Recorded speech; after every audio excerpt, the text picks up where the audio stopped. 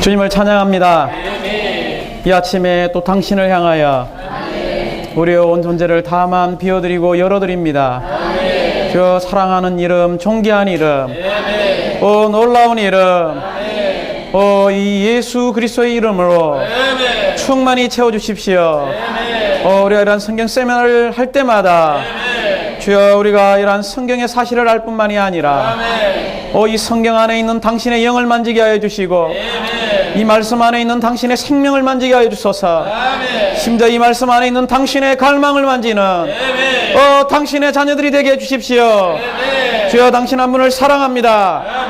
주님을 찬양합니다. 혹시나 저기 핸드폰을 가져오신 형제자매님들은 갑자기 또 벨이 울리고 이러면 영의 흐름, 이 생명의 흐름이 깨질 수도 있기 때문에 다 진동을 해주시든지 아니면 잠시만 꺼주시면 감사하겠습니다. 주님을 찬양합니다. 오늘은 출애굽기 메시지 7번에 왔습니다. 제목을 한번 선포해 볼까요? 첫 번째 충돌과 다시 한번요. 첫 번째 충돌과 전진된 훈련. 오늘은 말씀과 함께 이 계요를 우리가 다루고요. 심지어 이 말씀과 계요 안에 있는 그런 좀 내재적인 의미 안으로 함께 들어가기 원합니다. 먼저 이 계요를 간단하게 보시면 제목에 있는 것처럼 노마자 1번은 첫 번째 충돌입니다. 총 몇 번의 충돌이 있냐면 12번의 충돌이 있죠. 그 중에 오늘 첫 번째 충돌을 다루게 되는데요. 오늘 이 첫 번째 충돌의 원칙을 잘 알게 되면 두 번째, 세 번째, 마지막 12번째 충돌로 이 땅에 있는 모든 것들, 세상에 속한 것들, 이런 사탄에 속한 것들이 왜 심판받고 끝나야 하는지를 알게 됩니다. 그래서 오늘 첫 번째 충돌의 원칙을 잘 기억하시고요. 거기 보면 여기 로마자 1번에 A번이 있죠. 자, A번은 제목은 하나님의 요구입니다. 자, A번에 일단 제목을 우리가 먼저 아는 게 좋을 것 같아요. 하나님의 요구. 자, B번은 바로, 요즘에 우리는 바로보다도 더 정확한 용어가 파라오죠. 그래서 바로든 파라오든 파라오의 저항입니다. 그래서 이 하나님의 요구와 이 바로의 이 저항이 뭘 가져오냐면 10번에 충돌을 가져옵니다. 그래서 우리는 세 단어를 기억해야 되겠죠? 요구. 두 번째요? 저항. 세 번째는요? 충돌. 그래서 오늘 이 세 가지를 이야기하구나. 먼저 로마자 1번을 딱 들을 때 세 가지 뭐였습니까? 요구, 저항, 충돌. 근데 요구는 누구의 요구죠? 하나님의 요구. 저항은요? 파라오의 저항. 이 요구와 저항이 합쳐질 때 뭐가 나타납니까? 충돌. 충돌하면 항시 결과가 나타나겠죠. 그래서 이 충돌의 결과를 보게 될 것입니다. 이런 충돌의 결과, 이걸 통해서 있어 모세는 하나의 훈련이라는 아주 깊은 공과를 통과하게 됩니다. 그래서 이번에 두 번의 훈련을 통과하게 되는데, 그 노마자 1번에 나오는 C와 D는 이 처음으로 이렇게 훈련을 받게 되는 거죠. C와 D죠. 아닙니다. D하고 E, 죄송합니다. D하고 E를 통해서 하나의 훈련의 공과를 배우게 되고요. 이제 로마자 2번부터 나오는 이 훈련은 어떤 훈련이냐면 전진된 훈련입니다. 전진된 훈련 몇 가지를 받게 되냐면 6가지를 받게 되죠. 그래서 A번 한번 읽어볼까요? 하나님의 확신의 말씀. B번 이스라엘 자손들의 불신. C번 바로의 강팍함. D번 모세의 천년적인 관념. 2번 하나님의 임명. 마지막 F번 하나님의 큰 심판의 강한 손. 그러므로 모세가 훈련을 받았다는 것은 아주 깊은 공과를 배우는 것을 말하고 있는데요. 이 훈련에는 적극적인 5가지 방면과 소극적인 3가지의 방면을 다루고 있습니다. 앞에서 이야기했던 2가지, 여호와 하나님의 이름과 여호와 하나님의 언약을 깨닫게 하는 이 2가지, 그리고 뒤로 넘겨보시면 A번에 나오는 하나님의 확신의 말씀은 적극적인 방면에서 세 가지. 세 번째죠. 그 다음에 E는 하나님의 임명받았다는 것. 이것이 네 번째 적극적인 것. 마지막 F번 하나님의 큰 심판에 강한 손의 능력이 있다는 하나님의 공과를 배우는 것이 다섯 번째 적극적인 것입니다. 또한 모세는 소극적인 세 가지 방면에서 배웠죠. 그게 뭐냐면 뒤에 있는 B와 C와 D는 모세가 소극적인 방면에서 훈련받고 공과를 배운 것입니다. 소극적인 세 가지 뭡니까? 다시 한번요. B. 이스라엘 자손들의 불신 때문에 배우는 공과가 있었고 훈련을 통과하는 게 있었죠. C는요. 바로의 강팍감. 이러한 바로의 강팍감을 통해서 한 번, 두 번 충돌할 때마다 이 모세는 참된 훈련의 공과를 배우게 됩니다. 세 번째는요. D번요. 모세의 천년적인 관념 혹은 타고난 관념이죠. 이러한 세 가지 소극적인 방면. 이것이 전체 개요죠. 그래서 개요의 첫 번째 이제 충돌을 다루게 될 겁니다. 자, 이제 창세기 5장 1절로 오시기 바랍니다. 이 충돌에 관한 5장 1절을 먼저 한번 읽어보겠습니다. 1절을 읽어볼까요? 그 후에 모세와 아론이 파라오에게 가서 말하였다. 이스라엘의 하나님 여호와께서 이렇게 말씀하십니다. 내 백성을 보내라. 그들이 광야에서 나에게 명절을 지낼 것이다. 이것이 뭐냐면 A번입니다. 여기에 보면 하나님의 요구죠. 하나님의 요구는 무엇입니까? 내 백성을 어디에서요? 광야로 보내서 명절을 지내라. 이것이 하나님의 요구라는 거죠. 하나님 요구가 분명합니까? 자, 하나님의 요구는 출애굽기 5장 1절에 나오는데 내 백성, 하나님이 선택하고 예정한, 미리 정한 이 백성을 어디로 보내라고 했냐면 광야로 보내라 했습니다. 광야에 보내서 뭘 하는 겁니까? 바로 명절, 절기를 지키는 것이죠. 자, 5장 2절을 한번 읽어볼까요? 그러자 파라오가 말하였다. 여호와가 누구인데 내가 그의 말을 듣고 이스라엘 백성을 보내야 한단 말이냐? 나는 여호와를 알지 못할 뿐더러 이스라엘 백성을 내 보내지도 않겠다. 자, 이 2번이 B번입니다. 뭡니까? 바로의 저항이죠. 파라오의 저항이라는 겁니다. 파라오의 저항에 나중에 다루겠지만 개요의 첫 번째 나오는 목소리가 뭐냐면 여호와가 누구인데? 하고 고함을 쳤다는 거죠. 이 하나님의 존재를 무시했습니다. 심지어 내가 여호와를 알지도 못할 뿐더러 이 백성을 보내겠다고 했습니까? 보내지 않겠다고 했습니까? 예, 안 보내겠다고 이야기했죠. 결코 보낼 수 없다. 얼마나 강한 저항인지. 그래서 이 1절과 2절을 본 다음에 이제 개요로 돌아오시면 이 개요에 있는 내용을 이제 우리가 볼 수 있는 것 같습니다. 자, 노마자 1번을 한번 읽어보죠. 첫 번째 충돌. 좀 전에 제가 말씀드린 것처럼 몇 번의 충돌이 있습니까? 예, 출애굽기 5장부터 14장까지에는 이 12번의 하나님의 요구와 이 파라오의 충돌이 있습니다. 그래서 이 충돌을 다룰 때마다 하나의 깊은 원칙과 우리가 내재적인 의미, 심지어 우리가 적용하는 공과를 배워야 합니다. 첫 번째, 왜 이러한 하나님의 요구와 파라오의 저항이 부딪혀서 충돌을 가져오냐면 이 충돌할 때마다 하나님은 이 세상과 세상의 주관자인 이 사탄을 심판하고 집행하기 위한 것입니다. 그냥 충돌하니까 싸움하고 어떤 영적인 전쟁으로 하면 재밌는 어떤 전쟁만을 위한 것이 아니라 세상과 그 통치자에 대한 바로 하나님의 심판이 어떻게 집행되고 있는가를 보여주게 되는 거죠. 어느 날 이 세상과 이 땅을 주관하고 있는, 세상을 주관하고 있는 이 통치자는 어느 날 완전히 끝나게 될 것입니다. 주 예수님이 십자가에서 끝내셨을 뿐만이 아니라 어느 날 이기는 자들을 통하여 이 사탄을 완전히 집행할 날이 올 것입니다. 두 번째는 이 파라오가 저항할 때마다 이 파라오는 누구를 상징합니까? 바로 사탄을 상징하죠. 사탄에게 소유되고 강탈되어진 이 사람들의 생활과 본성과 의미와 결과가 무엇인가를 보여줍니다. 자, 이 사탄이 뭐라 했습니까? 강탈한 이 세상에서의 생활, 본성, 의미, 결과가 뭐냐면 나중에 다 끝납니다. 다 끝나죠.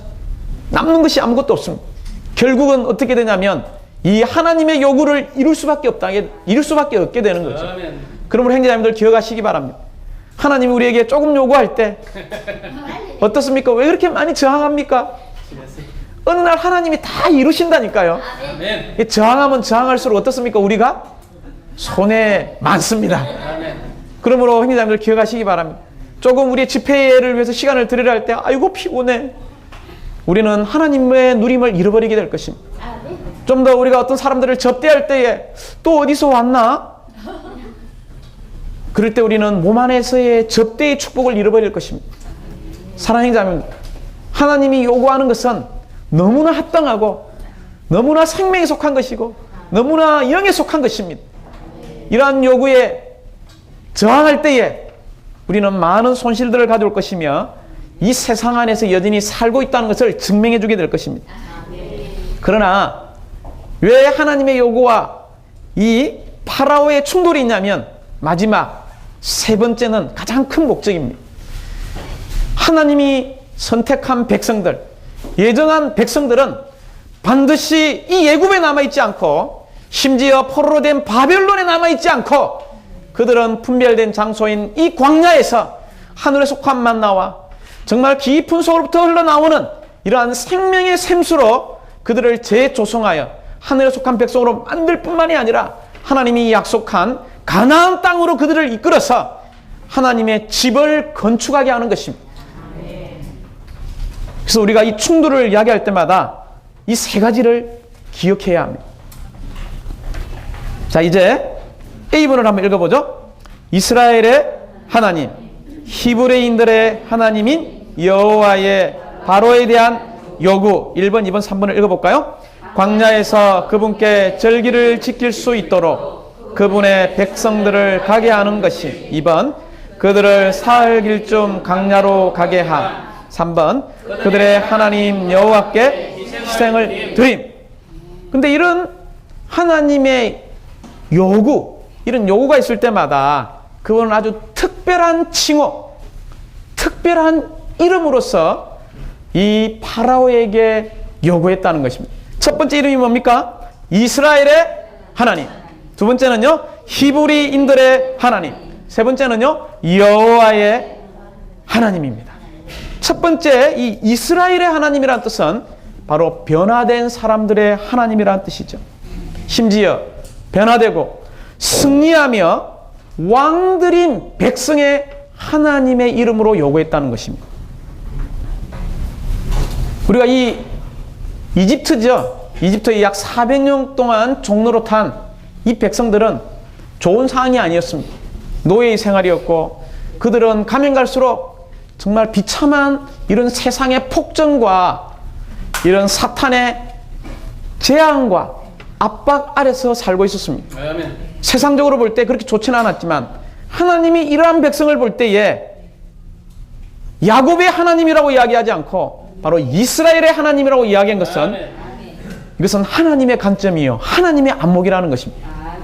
형제자매들 저를 보고 또 이게 형제자매들 앉아있는 자신을 볼 때에 상태가 좋습니까? 정말 하나님 볼 때 표준에 이른 것 같습니까? 정말 이 세미나를 마치고 집에 돌아가면 하늘에 속한 여행을 계속하고 있습니까? 아니면 자주 실패하고 여전히 사탄에게 소유되고 강탈되고 여전히 사탄의 억압 아래 있고 자녀들을 대할 때에 또 화가 확 나와서 어떻게 합니까? 예, 정말 우리의 자녀들이 참을 수 없는 정말 우리 어머님이 하나님 사람인지 아니면은 파라오의 자녀인지 구별할 수가 없을 정도로 아니면 남편과 아내 사이 어떻습니까? 집회 때는 할렐루야 해주면 집에 가면 어때요? 갈매기가 맥혀서 그려진다는 거죠. 왜 그렇습니까? 이러한 상태이지만 하나님은 지금 현재의 우리의 실패한 상태를 보지 아니하시고 어느 날 우리는 변화된 이스라엘 이러한 하나님의 관점으로 이 백성을 대하고 있다는 것입니다. 두 번째는 히브리인들의 하나님. 이 히브리라는 단어는 어떤 단어입니까? 강을 건넌 사람들의 하나님이라는 것입니다. 여전히 우리 자신을 보시기 바랍니다. 세상의 강을 건너지 못했고, 물질의 강을 건너지 못했고, 여전히 교회 생활 가운데서 건축, 몸의 하나를 이야기하지만 여전히 동력하는 공과를 배우지 못한 사람들입니다. 여전히 이런 동력의 공과를, 동력의 강을 건너지 못한 사람들. 그러나 하나님이 우리를 볼 때에 하나님의 관점은 어떻습니까?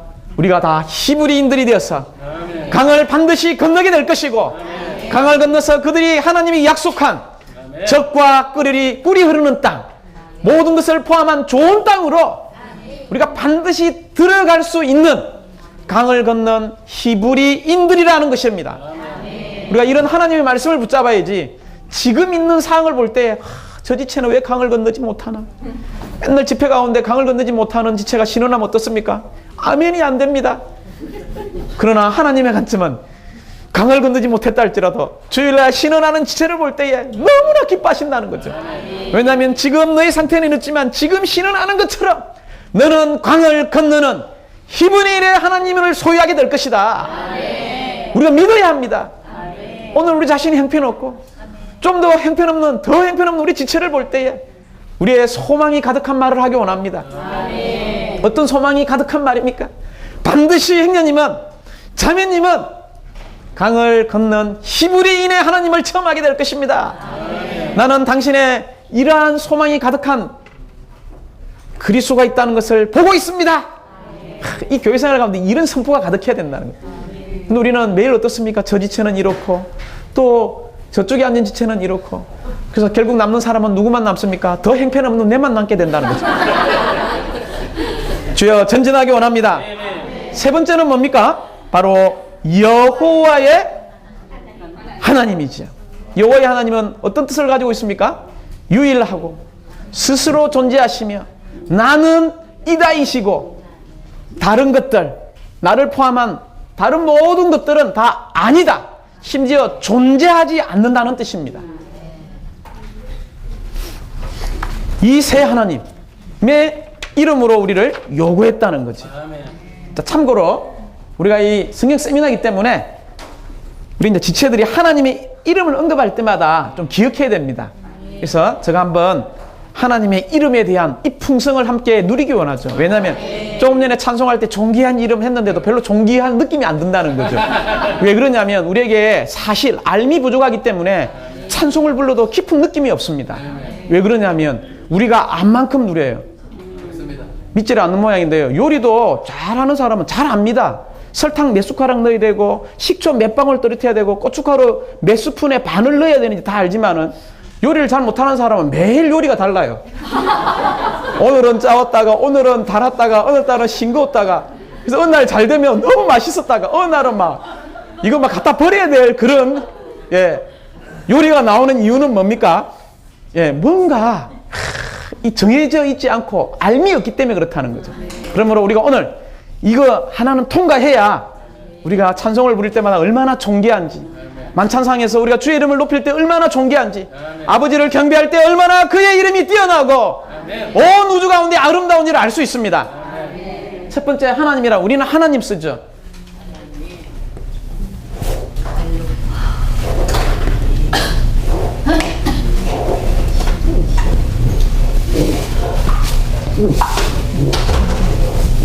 자, 이 하나님은 중국어로 신이라 그럽니다. 신. 우리는 하나님, 영어로는 God 이러죠. 이 신이라고 할 때 여기에는 아주 깊은 의미가 있습니다. 이 귀신 신자가 아니에요. 귀신은 볼 수도 없고 말할 수도 없고 기먹이고 전부 다 나무고 뭐 돌이고 이렇습니다. 금덩어리고 동물이고. 그러나 이 뜻은 먼저 앞에 있는 이 볼시자들, 요거는 계시된 하나님이란 뜻입니다. 우리 하나님은 계시된 하나님이요, 그분에 속한 것을 보여주기 위한 하나님이라는 거죠. 두 번째, 이 납신자인데 중국어로 이 신자가 뭐냐면 분명하게 말하는 하나님이라는 뜻입니다. 그래서 우리가 주일날 신언한다 할 때 이 신자를 적는 겁니다. 주일날 우리가 신언한다 할 때 이 뜻이, 신언의 뜻이 뭐냐면 이행제이 만들 때 이 언자는 하나님의 말씀이죠. 하나님의 말씀을 분명하게 말하는 게 신언입니다. 그리고 고린도전서 14장에 말하는 신언은 이 신언을 이야기하는 거죠.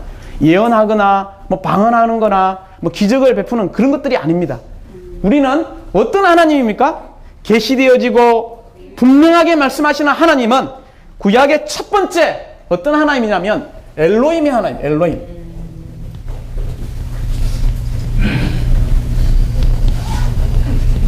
자, 엘로힘의 하나님이죠. 창세기 1장 1절에 나오죠. 엘로힘의 하나님의 뜻은 무슨 뜻입니까? 신실하고 큰 능력이 있는 하나님. 다시 한번 할까요? 신실하고 큰 능력이 있는, 하나 더 붙이자면 전지전능한 하나님. 어떤 능력을 갖고 계시냐면 온 우주를 창조할 수 있고 이 광대한 우주를 창조할 수 있는 능력을 갖고 계시는 하나님. 너무나 아름답죠? 너무나 놀랍고 존귀한 이름. 그러나 여기서 전진해서 그분은 두 번째 여호와의 하나님. 자, 여호와의 하나님은 지금 오늘 다루는 주제에 나오죠. 그분은 항상 존재하시고 스스로 존재하시며 영원히 존재하시는 나는 이다. 그리고 다른 모든 것들은 아니고 나도 아니고 모든 것을 실제로 공급하시는 분이라는 뜻입니다. 심지어 그분은 전에도 계셨고 지금도 계시고 장차 영원토록 계시는 분, 바로 존재라는 존재. 다른 것들은 어떤 것도 존재하지 않습니다. 자, 존재죠. 그분만이 존재하는 분. 언제부터요? 영원 과거부터 지금 현재에 심지어 영원 미래까지 존재하시는 이름이 바로 하나님입니다. 세 번째는 창세기 17장 1절에 나오는 엘사다이 하나님이 나오죠. 공급하시는 충족시키는. 자, 엘사다이 하나님. 엘사다이 하나님은 어떤 뜻입니까? 바로, 자, 그렇죠. 이 엘은 전능하다. 사다이는, 예, 이 우리 자매님도 알다시피 어린아이들에게 뭐가 필요합니까? 젖이 필요하죠. 이 젖이 이 어린아이에게 최고의 모든 것을 충족해 줍니다. 그러므로 이것은 모든 것을 바로 충족하시는 하나님이라는 거죠. 17장, 창세기 17장 1절에 나옵니다. 네 번째는 아도나이입니다.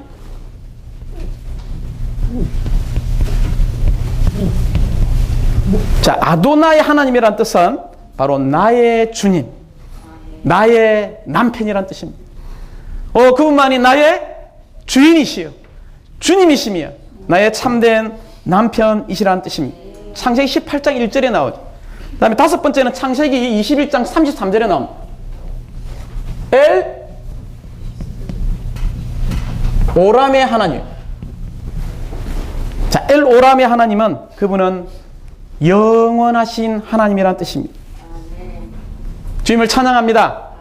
그러나 제가 여기서 지금 존귀한 이름을 하고 싶은 것은 이 구약에 있는 이름을 위한 것이 아니라, 물론 구약의 이름도 중요하죠. 신약에 있는 이름이 더 중요하다는 겁니다. 신약에 있는 이름의 첫 번째는 이 구약의 이름이고, 신약에 있는 첫 번째 이름은 뭡니까? 바로 예수란 뜻이죠. 자, 이 예수 혹은 뒤에 사람들이 붙여준 어떤 이름입니까? 임마누엘. 마태복음 1장 21절에는 예수가 나오고 1장 23절에는 임마누엘의 하나님이 나옵니다. 여기서 이 예수라는 이름은 어떤 이름을 갖고 있냐면, 구약에 있는 이 여호와,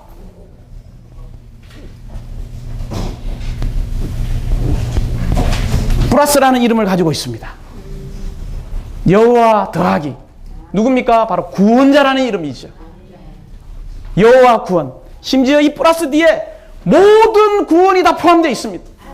이 예수라는 이름은 존귀한 이름이요, 온 우주 가운데 여기에 있는 엘로힘과 여호와와 엘사다이와 아도나이와 엘로람의 하나님을 다 포함하고 있는 이름일 뿐만이 아니라 그 이름에 뭐가 더해졌습니까? 바로 구원이라는 단어가 더해져 있는 너무나 탁월한 이름입니다.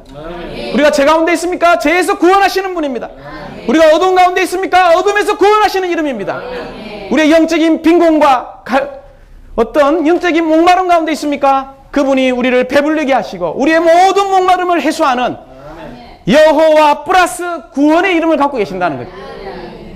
심지어 이 예수라는 이름은 임마누엘이죠. 사람이 붙여줘. 똑통이라는 이름입니다. 여기에 있는 5가지 이름에 이 이름은 하나님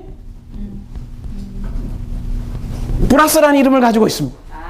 하나님 플러스 뭡니까? 우리와 함께 하시는 하나님이라는 거예요.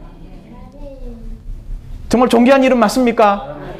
나중에 다시 68장 찬송을 한번 불러보시기 바랍니다. 할렐루야가 안 나올 수 없다는 거죠. 그 찬송을 부를 때에. 그럼 마지막 하나, 로마서 8장 14절부터 16절을 읽어보면 그 하나님은 오늘날 우리에게 있어서 다만 엘로힘, 여호와, 엘사다이, 아도나이, 엘오람의 하나님 뿐만이 아니라 아바 아버지가 되셨어요. 누구예요? 나의 아바 아버지. 우리가 아버지를 경배할 때 이러한 느낌 안에서 아바 아버지라고 부르는 것입니다. 정말 너무나 놀라운 이름 아바 아바 아바 아버지.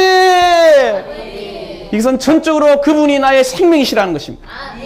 그분이 나의 아버지가 되었고 우리는 그분의 자녀가 되었다는 것입니다. 우리가 목양하다 보면 영적인 아버지와 영적인 어머니 너무나 필요합니다. 이 아버지의 특징, 어머니의 특징, 부모들의 특징은 뭡니까? 자녀가 잘못해도, 자녀가 정말 이거는 막 상상할 수 없는 죄를 저질러도 어떻게 합니까? 여전히 사랑 안에서 목양합니다. 이 영적인 어머니와 영적인 아버지로서 목양할 때 우리 영적인 이렇게 목양하는 거예요. 그러나 교사들은 어떻습니까? 조금 하다 보면 포기합니다. 우리가 교회 안에 교사가 많으면 안 돼요. 어떤 사람이 되어야 됩니까? 아바 아버지를 사랑하는, 하나님의 자녀를 사랑하는, 우리는 이러한 아버지의 일을 누릴 필요가 있습니다.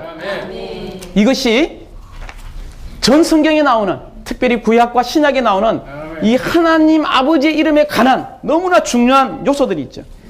특별히 근데 출애굽기 5장에서는 세 이름을 언급했죠. 그 중에 이스라엘의 하나님, 히브리인들의 하나님, 여호와의 하나님을 언급했다. 이 중요한 것은 여호와 하나님이죠. 이 하나님이 이스라엘의 하나님이 되었고 히브리인의 하나님이 되었습니다. 그들이 광야로 가야 된다고 요구했습니다. 뭘 위해서요? 자, 1번에 절기를 지키기 위한 것입니다. 이 절기는 어떤 것이 절기입니까? 우리의 참된 절기는 우리의 참된 경배와 연관되어 있습니다. 우리의 참된 절기는 우리의 영 안에서 먹고 마시고 찬양하고 노래하고 즐거워하고 이런 놀라운 이름을 존귀케 하는 것이 바로 우리의 참된 경배라는 것입니다. 우리가 명절을 지키는 것, 절기를 지키는 것 혼자 하지 않습니다. 단체적으로 하죠. 어디서 합니까? 우리의 교회 생활 가운데서 한다는 거죠. 이런 성경 세미나 왔는데 한 명만 여기 딱 우리 엄정경님 혼자 앉아있다면 절기가 아니라는 거죠. 그러나 이 의자가 찰 뿐만이 아니라 저 뒤에 있는 의자까지 차고 심지어 이 장소가 부족해서 어떻게 해야 됩니까? 청사포 대강당에 있는 1300명이 앉을 수 있는 그 장소에 와서 이런 성경 세미나가 이루어진다면 그는 어떤 건 절기입니까? 하나님이 너무나 기뻐하는 절기라는 거죠. 그래서 지금 있는 절기로 우리가 만족하면 안 된다는 거죠. 우리가 함께 먹고 마시고 노래하고 즐겁게 찬양하고 이 여호와의 이름, 나를 구원하는 이름, 이것이 우리의 절기가 되어야 합니다. 그러므로 우리가 절기 가운데에 제일 안 좋은 게 있어요. 절기 가운데 반드시 필요한 건 뭐냐면 영을 사용하는 겁니다. 근데 영을 사용하지 않는 절기는 그렇게 기쁘지 않는 절기예요. 왜냐하면 하나님은 영이시니 우리가 영으로서 그분을 경배할 때가 올 것입니다. 왜냐하면 우리는 영으로서 영이신 하나님을 접촉하고 영이신 하나님을 누리고 영이신 하나님을 참되게 표현하기 때문입니다. 두 번째, 절기 가운데 누림이 없을 때 제일 힘들다는 거죠. 영을 사용하지 않는 것. 두 번째, 누림이 없는 것. 정말 힘들어요. 세 번째는요, 공급이 없는 것도 힘듭니다. 막 성경 세미나 하는데 막 세상 이야기만 하고 신문에 있는 이야기만 하고 그냥 뭐 탤런트 이야기만 하고 그러 돌아가면 성경 세미나 만족이 되겠어요? 그럼 오늘처럼 존귀한 이름, 우리가 사랑하는 예수의 이름, 그분의 풍성을 공급하는 것이 필요합니다. 네 번째는 우리가 성령 안에 기뻐해야 돼요. 찬송을 부르면 막 할렐루야가 나올 때 일어나서 그냥 이 성령 안에 기쁨이 없을 때에 그 절기는 그렇게 기쁜 것이 아닙니다. 하나 더 말하자면 우리 안에 교리는 있는데 성경적인 지식은 있는데 실제가 없는 경배는 하나님이 기뻐할 수 없습니다. 이러한 모든 경배들은 다 어떤 경배냐면 종교적인 경배라는 것입니다. 다만 우리가 거룩하게 무릎을 꿇고 제단에 나가서 손을 든다고 한다고 해서 그것이 참된 경배가 아닙니다. 우리의 참된 경배는 우리의 영을 사용하고 우리 안에 누림이 가득하며 우리 안에 공급이 가득하며 심지어 성령 안에 기쁨으로써 우리 안에 충만한 느낌이 가득한 그러한 집회, 그러한 절기, 심지어 우리에게 교리와 사실과 성경적인 지식에 더해져서 우리 안에 실제가 있을 때에 이것이 참된 절기라는 것입니다. 이것이 요한복음 4장 24절에서 말하는 이제 그날에는 영으로 경배할 때, 영과 실제로 경배할 때가 온다고 말한 주 예수님의 경배라는 것입니다. 이런 경배는 전적으로 어디서 이루어지냐면 2번에 나오죠. 사흘 길좀 강야에서 이루어집니다. 여기에 사흘, 그분은 나흘도 이야기하지 않았고 5일도 이야기하지 않았고 이틀도 이야기하지 않고 며칠을 이야기합니까? 3일입니다. 우리가 영 안에서 누림이 가득한, 공급이 가득한, 성령의 기쁨이 가득한 유일한 영역이 있는데 그것은 사흘길인 부활의 영역입니다. 우리가 부활로 들어가기 원합니까? 우리는 부활 안에서 이 절기를 지킬 수 있죠. 세 번째는 뭡니까? 바로 희생제물을 드리는 것입니다. 이 희생제물을 드리는 것, 이것이 바로 우리의 절기요, 이것이 바로 우리의 경배라는 것입니다. 하나님을 경배하는 것은, 따라합시다. 하나님을 경배하는 것은 부활 안에서, 영 안에서 가능하다. 믿음이 안 가는 모양인데요. 하나님을 참되게 경배하는 것은 부활 안에서, 영 안에서만 가능하다. 이러한 하나님의 요구로 인한 그들을 광야로 보내기를 원했다는 거죠. 하나님을 모르는, 하나님을 대적하는 사탄, 이 파라오가 저항을 하겠어요, 안 하겠어요? 저항을 하죠. 그래서 B번 한번 읽어볼까요? 바로는 강탈하는 사탄과 사탄에게 소유되고 강탈당한 우리의 자아를 상징한다. 1번, 여호와 하나님을 부인하고 그분의 요구를 무시하고 이스라엘을 가지 못하게 함. 2번, 그들의 노동이 엄하게 가중된 ABCD를 읽어보겠습니다. 더 이상 그들에게 집을 주지 않은 같은 수량의 백도를 그들에게 요구하. D번, 그들로 헛된 말들을 관심하지 않게 함. 여기에 이제 이 사탄과 충돌할 때 먼저 이 바로가 누군가를 보아야 합니다. 객관적으로는 사탄이죠. 그러나 실질적이고 주관적인 의미에서는 사탄에게 소유되고 강탈된 여기에 서 있는 저의 자, 또 여기 앉아 계시는 행정자님들의 자라는 것을 기억하시기 바랍니다. 그래서 객관적인 사탄 별로 두렵지 않습니다. 그러나 가장 무서운 내 안에 파라오가 있는데 어떤 자입니까? 사탄에게 소유되고 강탈된 자라는 것입니다. 그럼 자라는 것은 다시 세 방면에서 정의하기 원합니다. 사탄에게 소유되고 강탈된 자아는 첫 번째, 우리의 타락한 혼입니다. 두 번째, 우리를 통해서 나타나는 사탄의 체현입니다. 세 번째, 하나님이 없는 엔 나입니다. 그래서 갈라디아 2장 10절에서 나는 십자가에 못 박히고 할 때 하나님이 없는 나는 좋든 나쁘든 선하든 도덕적이든 종교적이든 아니면 악하든 다 어떻게 해야 됩니까? 하나님이 없는 나는 끝나야 합니다. 하나님이 원하는 나는 바로 새 사람, 하나님이 더해지는 나를 원한다는 거죠. 조금 전에 말한 타락한 혼, 사탄의 체현, 하나님이 없는 옛 나의 특징, 제가 6가지만 이야기하겠습니다. 첫 번째, 나이가 들어가면 들어갈수록 알면 알수록 교만해집니다. 교만이라는 것은 자존심이죠. 자기를 높이는 것이 교만입니다.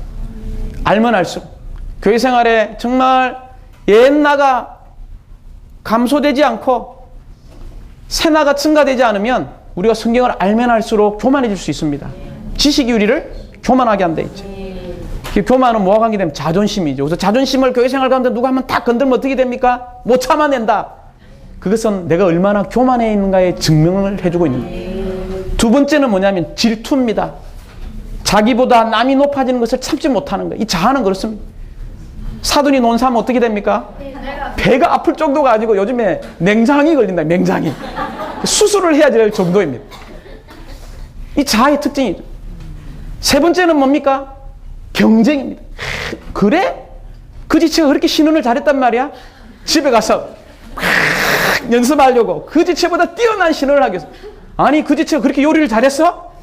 내일부터 당장 내가 최고의 요리 학원에 가서 등록해서 그 지체보다 더 맛있는 요리를 하겠어.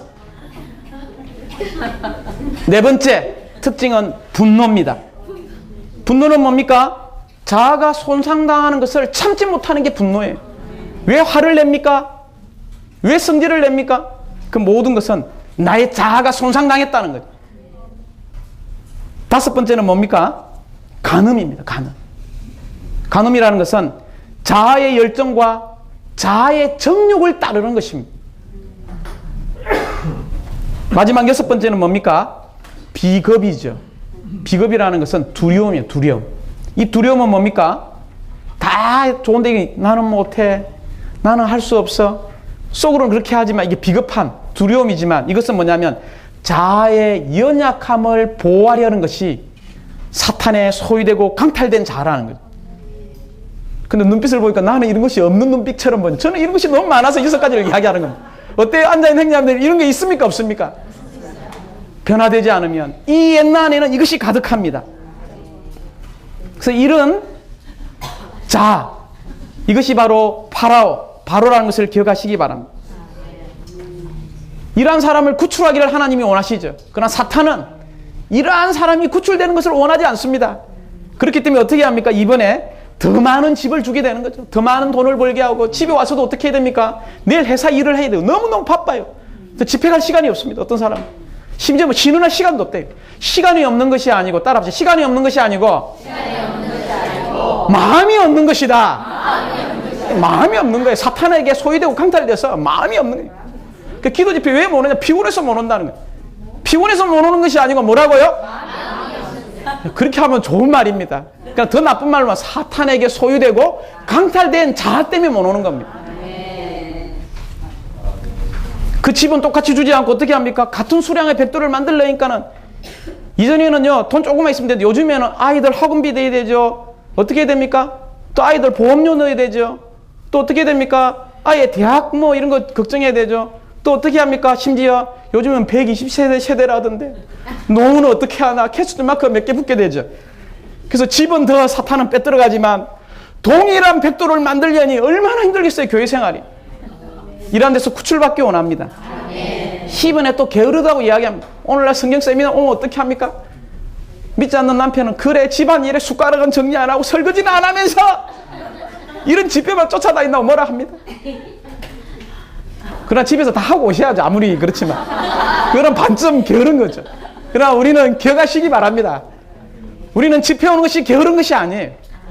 또 어떤 분은 이야기하는 믿지 않는 그 교회를 가면 떡을 주나 밥을 주나 예수가 너에게 밥 먹여주나. 저는 이 소리를 우리 가정들에게 수없이도 들었습니다. 왜냐하면 저희 집은 다 불신자 집의 가정이죠. 아주 시골에 전부 다 유교만 따라가는. 그래서 저희 박씨 가문에 이렇게 교회 생활하는 사람이 몇 명 없어요. 그래서 만나기만 하면 예수를 믿으면 밥을 주냐 월급을 많이 주냐. 예, 게으르다고 이야기합니다. 게으른 것이 아니고 하나님은 우리에게 밥을 주십니다. 왜 밥을 주신지 아십니까? 그분이 해를 비추지 않으면 이 땅에 있는 어떤 곡식들, 어떤 열매들, 어떤 식물들, 어떤 사람도 살 수가 없습니다. 하나님이 이 땅에 신선한 공기를, 호흡하는 공기를 주지 않으면 여기 누가 살아있습니까? 그래서 다음에 밥 주냐고 물으면 뭐라고 해야 됩니까? 하나님은 밥을 주는 정도가 아니고 우리에게 살 수 있는 빛도 주시고 공기도 주시고 이 땅도 주시고 나무에서 나오는 뭐도 줍니까? 신선한 공기도 주시죠. 피치톤도 주신다는 거죠. 보이지 않는. D번입니다. 이제 그들은 어떻게 합니까? 이 헛된 말. 그래서 게으르다고 이야기하고 헛된 말은 사탄이 말하는 헛된 말은 다 하나님의 말씀이. 다 하나님 말씀대로 해봐라. 손해다. 그래 11조 드려봐라. 얼마나 아깝냐. 야, 사탄의 제한입니다. 그러나 하나님 어떻습니까? 우리에게 10분의 1을 드리면 그분은 반드시 보상하시고 이 땅에서 축복할 뿐만 아니라 영원 안에서도 우리에게 축복하십니다. 왜 이렇게 주님께 드리는 손을 떱니까? 눌려서 흔들어서 넘치도록 그렇죠. 할렐루야. 이렇게 나와야 된다는 거죠. 10,000원의 11조는 1,000원이죠. 사실은 신약에 11조의 원칙은 없습니다. 구약에 11조의 원칙.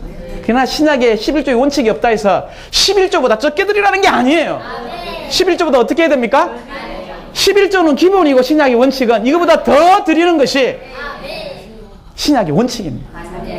떨지 마시고, 저도 첫 월급 타자마자 떨지 않고 가감하게 11조 드렸습니다. 저 20살 때 가감하게 11조부터 드렸어요. 지금까지 11조를 드리고 있습니다. 요즘에는 주님께 감사한 것은 요즘 저금통을 3개 만들었어요. 저희 집에 하나 우리 집사람 거, 하나 저 거, 하나는 저희 딸 거. 거기 또 돈을 넣습니다. 이 앞전에도 죄송합니다. 그냥 주님에 보일러 10,000원짜리도 하나 넣고 1,000원짜리도 하나 넣고. 왜 그 저금통을 만든 줄 압니까? 선포를 했습니다. 여기에 들어가는 저금통은 전적으로 남을 위해서 쓰는 거다. 사랑하는 지체들을 신방하고, 사랑하는 지체들이 밥을 먹이고, 사랑하는 지체들에게 예찬을 하기 위해서 쓰는 거다. 언제 틀지는 모르겠지만, 언제 돼지의 배를 잘라서 끊을지는 모르겠지만, 이거는 우리를 위한 것이 아니다. 이제 이거 하나님께 드리는 거 말고 이제 지체들을 위해서 이제 통장이 모이고, 요즘 짤짤해 기분이 좋아요. 막 배추 색깔이 하나 들어가면 할렐루야 한다는 거죠. 꼭 따라해라는 것은 아니지만 지체들에게 공급하는 것을 훈련하시기 바랍니다. 이제 충돌의 결과입니다. 그 결과는 1번, 2번, 3번 읽어볼까요? 이스라엘은 더 잔혹하게 고통을 당함. 2번, 모세가 당황하고 낙심함. 3번, 여호와 하나님이 그분의 이름과 언약을 경고케 하심. 4번, 이스라엘이 모소를 성종치 않음. 자, 이거죠. 이제 우리 첫 번째 전진된 훈련은 이러한 가운데 모세가 굉장히 실망하게 됩니다. 5장 22절과 23절을 보면 제가 읽어드리겠습니다. 그때 모세는 여호와께 돌아가서 말씀드렸다. 주님, 어찌하여 이 백성을 확대하십니까? 어찌하여 저를 보내셨습니까? 제가 파라오에게 가서 주님의 이름으로 말한 뒤로 그가 이 백성을 더 확대하고 있습니다. 그런데도 주님은 주님의 백성을 전혀 구해주지 않고 계십니다. 이런 원망과 이런 모세의 낙심과 이러한 모세의 당황에 대항해서 하나님은 모세를 훈련시켰는데, 첫 번째 여호와 하나님의 이름을 언급해 주었습니다. 두 번째는요, 여호와 하나님의 언약을 이야기해 줬죠. 창세기 15장에서는 하나님이 아브라함과 약속했습니다. 창세기 12장에서는 약속했죠. 창세기 15장에서는 언약을 맺었습니다. 창세기 17장에서는 그래도 아브라함이 믿지 않기 때문에 이 언약에 대한 확증으로 할례를 행하게 됩니다. 그래서 아브라함은 할례, 그 어떤 표징을 볼 때마다 하나님의 언약에 따라서 움직이는 사람이 되었죠. 그러므로 조금 전에 이름은 다 있기 때문에 이 여호와의 언약, 이 언약은 어떤 언약입니까? 저를 한번 보시기 바랍니다. 이 언약은 이런 애굽에 있는, 이집트에 있는 이 백성들이 반드시 홍해 바다를 건너서 광야에 와서 하늘에 속한 백성으로 재조성된 다음에 하나님이 약속한 좋은 땅, 젖과 꿀이 흐르는 땅, 하나님이 약속한 땅, 이 땅으로 보내게 될 것입니다. 보내어서 하나님의 모든 유업, 풍성을 받아들임으로 하나님의 집을 건축하는 히브리인의 백성들, 하나님의 백성이 되겠다는 언약을 이 모세에게 훈련시키고 있는 것입니다. 이제 모세에 대한 전진된 훈련을 간단하게 하고 마치겠습니다. 왜냐하면 너무 늦게 시작해가지고 시간이 좀 부족해서 한 5분에서 6분 사이에 끝나겠습니다. 자, A번 하나님의 확신의 말씀 1번, 2번, 3번, 4번, 5번을 읽어볼까요? 이스라엘 자손들을 이집트로 사람들의 속박으로부터 구원하는 것임. 자, 하나님의 이제 전진된 확신의 말씀이죠. 이집트 사람들의 속박에서 어떻게 하는 겁니까? 구원하는 거죠. 두 번째는요, 이스라엘 자손들을 그분의 백성으로 삼는 것. 그 백성으로 삼는 겁니다. 첫 번째는 구원. 두 번째는요, 하나님의 백성으로 삼는 거죠. 세 번째는요, 그들로 하여금 그분이 여호와 하나님이심을 알게 하는 것임. 자, 하나님을 알게 하는 것입니다. 네 번째는요, 자녀들을 그분의 군대로 삼는 것. 자, 군대로 삼는 거죠. 다섯 번째는요, 이스라엘 자손들을 약속된 땅으로 이끌어 드리는 것. 조금 전에 이야기했습니다. 어느 땅으로요? 약속된 땅으로 들어가게 하는 거죠. 또 소극적인 사항 세 가지는 바로 이스라엘 자손들의 불신, 바로의 강팍함, D번 모세의 타고난 천년적인 관념이지요. 자, 이 세 가지를 통해서 특별히 모세에 뭘 다루냐면 이 타고난 관념을 다룹니다. 이스라엘 자손들이 불신하고 이런 파라오의 강팍함을 통해서 모세의 타고난 관념을 깨뜨린다는 거죠. 그건 뭐냐면 뒤에 1번을 읽어볼까요? 그의 할례받지 못한 입술 때문에 주님께 이야기를 했습니다. 이거는 뭐냐면 가서 한 번 이야기하면 자기의 입술을 통해서 하나님의 능력이 나올 줄 알았습니다. 아론의 입을 통해서 하나님의 능력을 통해서 단번에 이 파라오가 너희 백성이 광야에 가서 절기를 지키라고 이야기할 줄 알았습니다. 그러나 그런 일이 일어나지 않았죠. 이 말은 두 번째, 하나님의 확신 있는 말씀을 모세가 소홀히 여겼다는 것을 보여주고 있습니다. 그러므로 사랑하는 자님들, 우리 안에 있는 자아가 끝나는 것은 내가 한 번 신원한다고 끝나는 것이 아닙니다. 한 번 집회 와서 하나님의 말씀을 듣는다고 끝나는 것이 아니에요. 성경 시험에 나 10번 와도 아직 자아가 파쇄되지 않고 교회 생활 10년, 20년을 해도 아직도 우리의 자아가 끝나지 않는 것은 동일한 원칙입니다. 우리의 타고난 것이 끝나야 합니다. 우리의 옛나가 끝나고 하나님이 더해지는 새나가 증가할 때에 우리의 자아는 감소되게 될 것입니다. 그럴 때 이러한 하나님의 약속이 우리 안에서 이루어지게 될 것입니다. 이제 마지막 2번하고 F번이죠. 하나님의 임명입니다. 모세를 임명했다는 것을 이 공과를 통해서, 이 충돌의 공과를 통해서 배우게 되었죠. 그 공과는 뭐냐면 출애굽기 6장 26절부터 29절을 읽어보면 이스라엘 자손을 이집트에서 누가 이끌어내냐면 모세가 이끌어내겠다는 것을 모세에게 확정해 주었습니다. 주님을 찬양합니다. 그래서 이것을 위하여 1번 하나님께서는 모세를 어떻게 했습니까? 선택했고 2번요 하나님의 위임을 받았고 3번요 하나님을 대표하고 심지어 아론에서 대표케 했다는 것입니다. 그들을 반드시 이집트 땅으로 에서의 분배를 통해서 가나안 땅으로 가게 만들 것입니다. 그러므로 에베소서 1장 4절과 5절에는 너무나 분명하게 나옵니다. 그분은 영원전에 아버지께서 우리를 선택하시고 우리가 거룩한 자녀, 흠없는 자녀가 되도록 선택하셨습니다. 또한 에베소 1장 5절에서는 우리를 미리 정하셔서 생명에 있어서 하나님의 아들의 자격에 이르도록 우리를 미리 정하셨다는 것입니다. 이것을 위해서 F만 마지막입니다. 읽어볼까요? 하나님의 큰 심판의 강한 손, 이 강한 손을 붙드시기 원합니다. 파라오가, 사탄인 바로가, 우리의 자아가 하나님의 말씀은 거절할 수 있어도 하나님의 이 큰 심판의 강한 손은 결코 거절할 수 없습니다. 하나님이 한번 이 강한 손을 우리를 통해서 이 깨어지지 않는 우리의 자아를 한번 치게 될 때 우리는 야곱처럼 항복하게 될 것입니다. 다리를 쩔뚝쩔뚝 절면서 우리는 변화되어 이스라엘이 될 것입니다. 이러한 하나님의 요구와 바로의 저항, 이 충돌을 통해서 우리의 생활 가운데서 이러한 공과들을 배우는 저와 사랑스러운 지체들이 되기 원합니다. 주님을 찬양합니다.